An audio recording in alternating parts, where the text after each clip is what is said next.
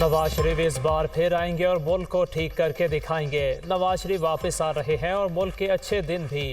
شیر کو ہرانے اور مٹانے والے کئی آئے اور کئی گئے، شیر وہی کھڑا ہے۔ نواز شریف کے ووٹ پر ڈاکہ ڈال کر گھڑی چور کو حکومت دی گئی۔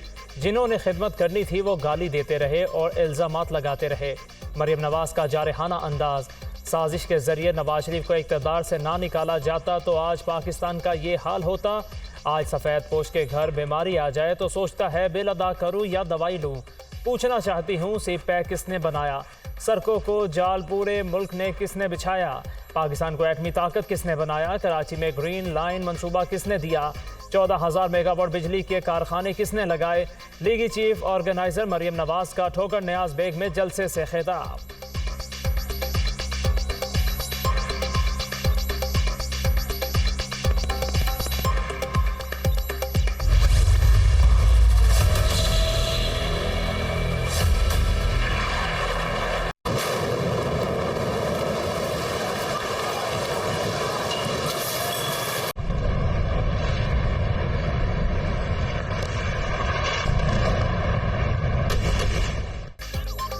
فلسطین اور اسرائیل میں لڑائی میں شدت، حماس کا آپریشن طوفان الاقصی اسرائیل کے لیے مہلک ثابت۔ 2 روز میں ہلاک اسرائیلیوں کی تعداد 700 تک جا پہنچی، 2156 زخمی ہو گئے۔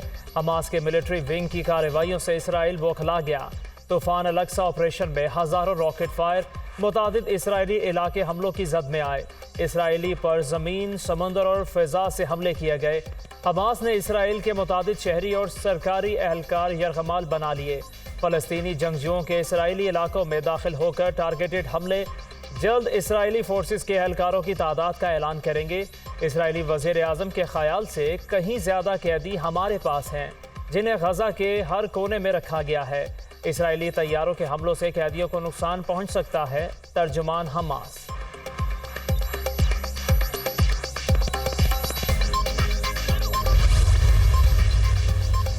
حماس کے حملوں پر اسرائیل کی جوابی کارروائی۔ غزہ میں معصوم شہریوں پر وحشیانہ بمباری، بچوں سمیت 480 سے زائد فلسطینی شہید، 2200 سے زائد زخمی۔ اسرائیلی فضائی حملوں سے عمارتوں کو شدید نقصان۔ اسرائیل کا غزہ کے لیے تمام سپلائی معطل کرنے کا اعلان۔ فیول، اشیاء اور بجلی کی سپلائی معطل کر دی۔ غزہ رات بھر اسرائیلی بمباری سے گونجتا رہا۔ اسرائیلی فوج نے غزہ پر مکمل قبضہ کرنے کی دھمکی دے دی۔ اگلے 12 گھنٹے میں غزہ انکلیو ختم کر دیں گے۔ اسرائیلی حکومت کا اعلان۔ 42 سالہ کمانڈر نہال کی ہلاکت کی تصدیق کر دی۔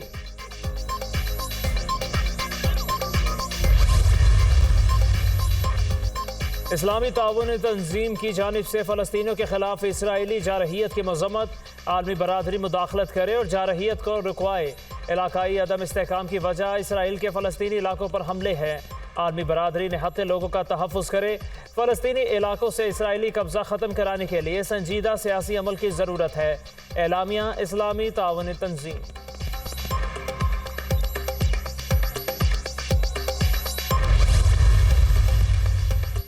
اسرائیل فلسطین جنگ پر اقوام متحدہ کی سلامتی کونسل کا اجلاس آج ہوگا۔ اقوام متحدہ کے سیکرٹری جنرل کی حملوں میں انسانی جانوں کے ضیاع کی مذمت۔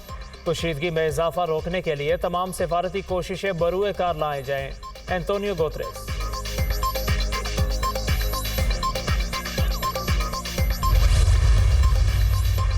مسئلہ فلسطین کے حل کے لیے اقوام متحدہ کی قراردادوں کے مطابق آگے بڑھنے کا وقت آ گیا۔ اسرائیل نے غاصبانہ قبضہ کر رکھا ہے۔ فلسطینیوں پر ظلم و ستم روک کر بغیر امن کی طرف پیش رفت ممکن نہیں۔ غیر قانونی یہودی آباد کاری اور بے گناہ شہریوں کا قتل عام روکنا ہوگا۔ عالمی برادری آج امن کے لیے بڑا کردار ادا کر سکتی ہے۔ صدر مملکت عارف علوی۔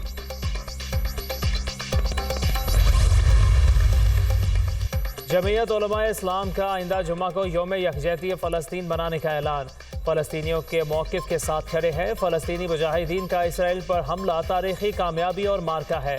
فلسطینی مجاہدین نے اپنے علاقوں کو اسرائیل کے غاصبانہ قبضے سے چھڑایا ہے۔ حملے نے اسرائیل کے دفاعی نظام اور ان کے غرور کو زمین بوس کر دیا۔ ہمارے ہاں ایک طبقے نے اسرائیل کو تسلیم کرانے کی ناکام کوشش کی۔ JUI سربراہ مولانا فضل الرحمان کا فلسطین اسرائیل صورتحال پر بیان۔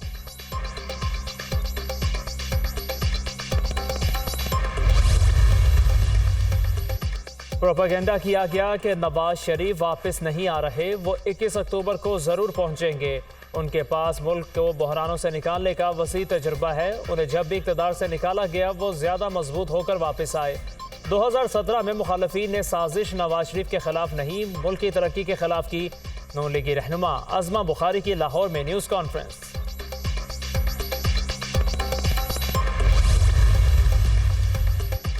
ہماری کوشش صرف کرسی کے لیے نہیں، خدمت کی سیاست پر یقین رکھتے ہیں۔ ہم جھوٹے وعدے اور جھوٹے کام نہیں کریں گے۔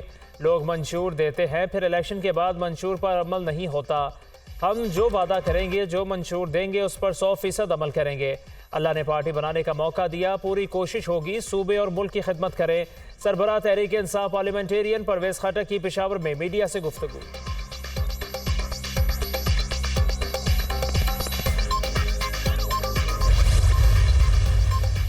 سپریم کورٹ میں پریکٹس اینڈ پروسیجر ایکٹ پر سماعت آج پھر ہوگی۔ چیف جسٹس قاضی فائز عیسیٰ کی سربراہی میں فل کورٹ سماعت کرے گا۔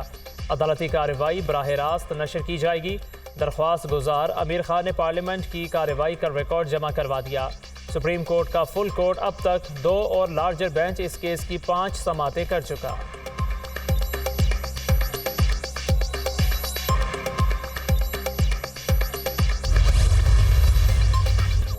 افغانستان کے صوبے ہرات میں قیامت خیز زلزلہ، اموات کی تعداد 2000 سے بڑھ گئی۔ ہزاروں زخمی اسپتالوں میں زیر علاج۔ 6.3 شدت کے زلزلے سے سینکڑوں مکانات زد میں۔ زمین بوس، متاثرہ علاقوں میں ریسکیو اینڈ سرچ آپریشن جاری۔ عمارتوں کے ملبے کے نیچے سے زندگی کی تلاش۔ پاکستان کا جانی نقصان پر اظہار افسوس۔ مدد کے لیے افغان حکام کے ساتھ رابطے میں ہیں۔ بحالی کے اقدامات میں ہر ممکن تعاون کریں گے۔ ترجمان دفتر خارجہ۔